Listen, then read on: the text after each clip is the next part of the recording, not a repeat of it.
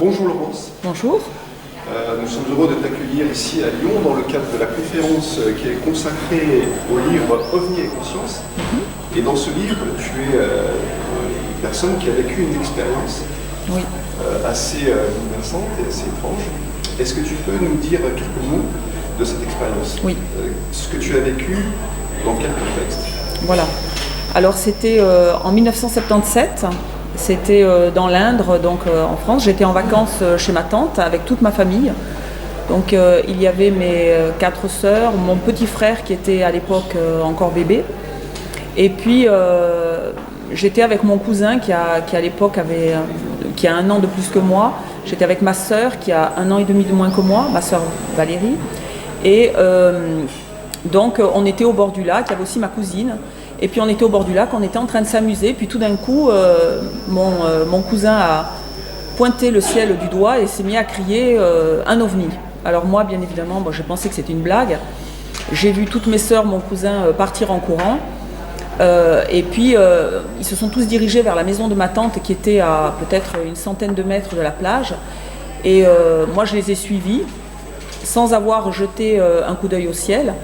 Et puis quand je suis arrivée dans le jardin de ma tante, tout le monde avait les yeux levés au ciel et il y avait un engin qui était en suspension au-dessus du jardin.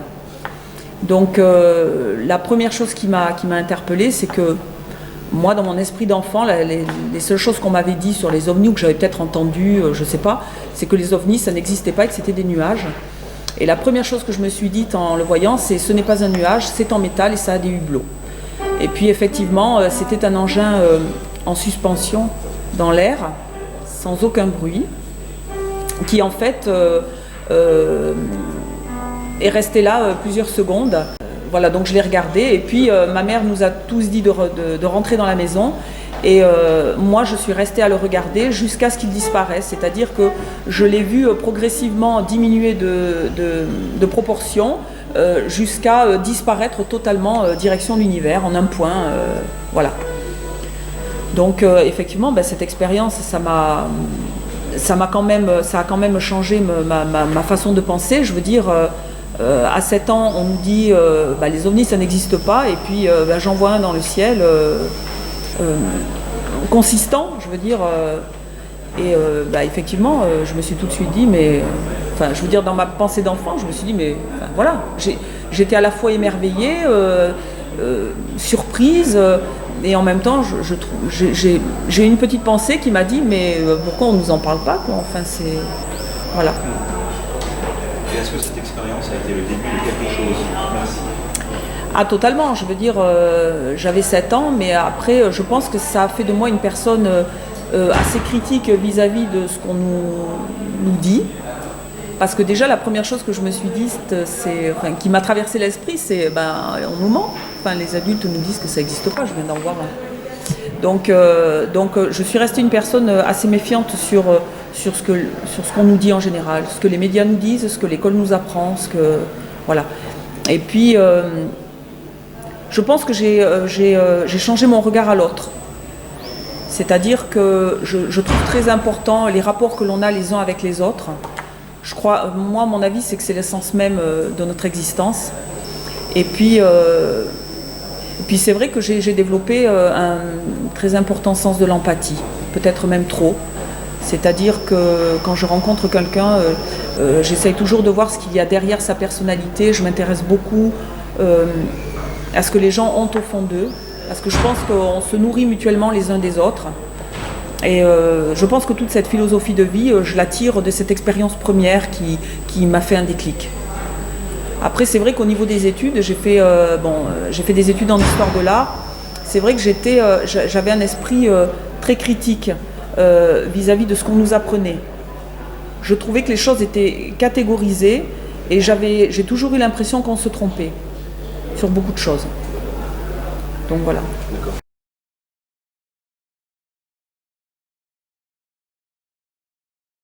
Oui, certainement. Et puis c'est vrai que après, plus jeune, bien sûr, je ne peux pas être sûre et certaine que c'est lié, mais c'est vrai qu'après, au cours de mon enfance, de mon adolescence, j'ai l'impression que j'avais Peut-être que c'est parce que peut-être je suis émotive de naissance, donc, mais c'est vrai que j'avais un petit don pour pressentir les choses. Par exemple, pressentir qu'un événement allait se passer, puis il se produisait, et puis c'était pas un événement général ou anodin, c'était vraiment un événement précis. J'ai ressenti un jour le décès d'une personne qui effectivement a fait une crise cardiaque. Enfin, j'ai l'impression que j'ai un ressenti, voilà.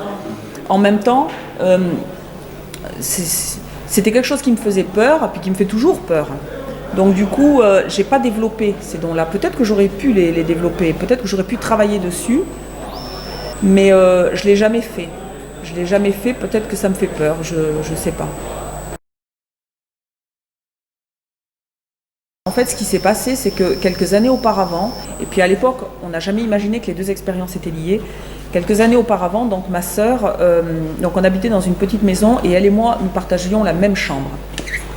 On partageait la même chambre et puis donc moi je dormais dans le lit superposé. J'étais en dessous, elle était en dessus.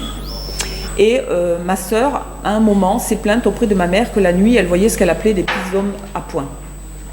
Alors elle disait que c'était des hommes un peu comme pixelisés, on aurait pu dire, qui avaient une sorte de combinaison, sans vraiment de marque physique, avec d'après ce que je me rappelle, des grands yeux, d'après ce qu'elle disait, je fais que répéter ce qu'elle leur racontait. Et donc elle se plaignait auprès de ma mère qu'elle voyait ces hommes qui étaient nombreux évoluer entre notre chambre, qui à l'origine était au rez-de-chaussée, notre chambre, la cuisine, le salon, faire des allées-venues. Et puis elle dit qu'elle était très surprise parce qu'ils étaient très surpris du fait qu'elle les voyait. Donc moi, si vous voulez, l'expérience de ma sœur, là à ce niveau-là, la seule chose que je peux dire, c'est qu'elle se plaignait auprès de ma mère. Puis c'est vrai que ça a toujours été une enfant très droite, très bien dans sa tête. Voilà, je veux dire, elle n'avait aucune raison de mentir. Donc, et puis je voyais vraiment dans sa façon de parler qu'elle était paniquée. Elle a dit même avec le recul, je dormais très peu la nuit, j'étais très fatiguée. Et ma mère, à côté de ça, elle était totalement impuissante à faire quoi que ce soit. Elle lui disait, écoute, tu fais des cauchemars, je voyais bien le désarroi de ma mère, quoi. Et puis après, mes parents ont entrepris des travaux au premier étage, ils ont refait les chambres. Quand les chambres ont été refaites, ma sœur et moi, nous avons déménagé dans une chambre au premier. Donc toujours dans la même chambre, toujours dans des lits superposés. Là, ma sœur, elle dit que pendant un certain temps, elle ne les a pas revus. Et puis, tout d'un coup, une nuit, ils sont revenus. Et là, elle dit, il y en a un qui s'est penché, qui t'a attrapé. Et elle me dit, je me rappelle très bien, je voyais ton corps très blanc, ballant, complètement les membres ballants. Tu étais complètement molle et tu étais dans ses bras. Et là, elle me dit, je me suis dit, mais qu'est-ce que je vais raconter à papa et à maman demain matin ? Et puis, elle me dit, il a disparu avec toi. Alors, je ne sais plus s'il est glissé dans le sol, monté, je ne me rappelle plus. Hein. Et puis, elle me dit, le lendemain matin, ouf, heureusement, tu étais dans ton lit. Et c'est vrai que je me rappelle qu'un matin, elle s'est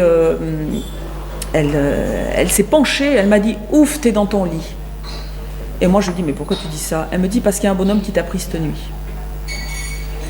Alors moi, c'est vrai que consciemment, j'ai pas de souvenirs conscients, mais c'est vrai que c'est une période où vraiment je faisais beaucoup de cauchemars. Franchement, j'étais pas très bien, quoi. Quel type de cauchemar ? Je rêvais que j'étouffais, que dans la chambre il y avait quelque chose qui m'étouffait. Je faisais des rêves où, par exemple, je me voyais dans mon lit, je voyais la porte s'ouvrir, je voyais quelqu'un arriver. C'était plus des cauchemars liés à des sensations très désagréables. Ou alors des rêves répétitifs liés au fait que j'étais loin de ma famille et que je ne pouvais pas retrouver mon chemin pour entrer. Enfin, c'était divers et varié, mais c'était plutôt lié à des sensations de stress très intenses où je faisais aussi des crises d'angoisse. D'ailleurs, j'ai gardé... quand j'ai été adolescente, vers l'âge de 18-19 ans, j'ai eu une période où je faisais des crises d'angoisse très, très fortes, des sortes de la spasmophilie. Hein. Et puis, où j'ai dû être quand même traitée avec du magnésium, des choses comme ça, parce que j'étais dans une période où j'étais vraiment pas bien, quoi. Et puis, mais c'est vrai que petite, j'ai l'impression que je subissais une sorte de stress. Je me rappelle une nuit, je me suis levée, j'avais dû faire un cauchemar, je ne sais pas ce qui s'était passé, mais je me suis levée, j'avais conscience d'être debout et de ce que je ressentais, mais j'étais dans un tel état d'angoisse, sans comprendre à propos de quoi, que la seule chose qui pouvait me calmer, me soulager, c'était, dans ma tête d'enfant, c'était d'aller discuter avec le voisin, qui était quelqu'un de très gentil. Ma famille aussi était très gentille, il n'y avait pas de souci, mais j'avais l'impression que d'aller voir le voisin, de lui parler, ça allait me soulager. Mais il était minuit, 1h du matin, et puis je me rappelle que ma mère m'avait attrapé les bras dans le dos pour me maintenir, parce qu'en fait, pour aller plus vite voir le voisin, je voulais passer par la fenêtre. Or, on était au premier étage. Évidemment, si j'étais passée par la fenêtre, je me serais blessée. Alors, heureusement que ma mère était là. Mais c'est pour vous dire que je vivais dans une sorte de stress, une sorte d'angoisse.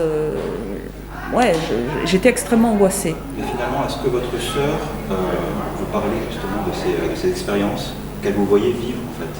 Finalement, elle devait être plus inquiète que vous. Oui, elle était très très inquiète parce que justement, le matin où elle s'est réveillée, elle m'a dit ouf, t'es dans ton lit. Et puis après, elle m'a dit, il y a un bonhomme qui t'a appris. Moi, je sais qu'est-ce que j'aurais raconté à papa et à maman si t'étais pas rentrée.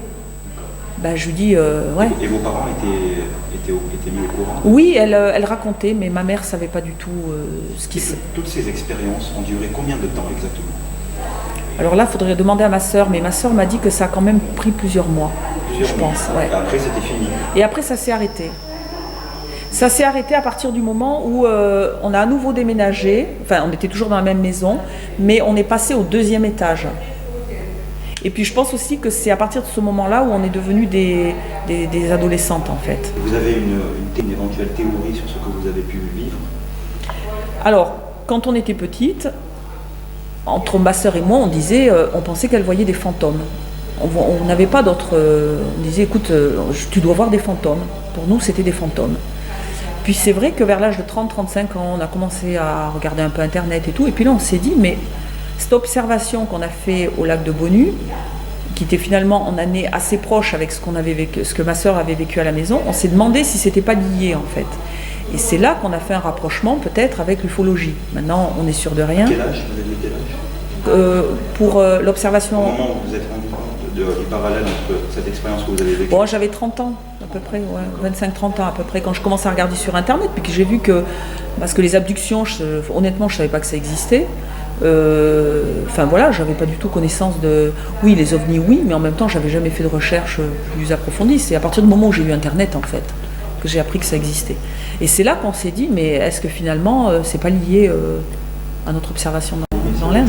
Télépathique que vous avez reçu, c'est vous ou votre sœur? C'est ma sœur. D'accord, c'est votre sœur. Ouais. Elle vous a expliqué par quel moyen elle les recevait? Alors elle me disait qu'en fait, il lui parlait dans la tête, comme par télépathie. Elle me dit qu'un jour, donc quand on était toujours au Ré, et qu'il y avait, il paraît qu'un jour il y a un de ces êtres qui s'est approché d'elle, et puis qui lui aurait dit on va te prendre, mais on te ramènera. Mais elle me dit il me parlait uniquement dans la tête. Voilà. Et par télépathie en fait. D'accord. Ces êtres qu'il a visités, qu'il a contactés, étaient différents à chaque fois? Non, c'était toujours les mêmes. Toujours, elle me disait, ils avaient l'air pixelisés. Bon, moi j'ai un peu de mal à me rendre compte de quelle matière elle parle, mais elle les appelait à petits points parce qu'elle disait, on aurait dit qu'ils étaient constitués peut-être d'un ensemble de points, ou comme s'ils étaient recouverts d'une espèce de combinaison. Elle me dit, on voyait les yeux, mais bon, ça il faudrait lui redemander, mais apparemment on voyait pas trop des signes des oreilles ou des choses comme ça. Est-ce que dans votre famille il y a des antécédents de personnes ayant vécu des phénomènes justement? Pas à ma connaissance, mais c'est pas impossible, et si c'est arrivé de toute façon, ni mon père ni ma mère n'en auraient parlé. Ça je suis persuadée. Merci Laurence de Merci cette bien. interview.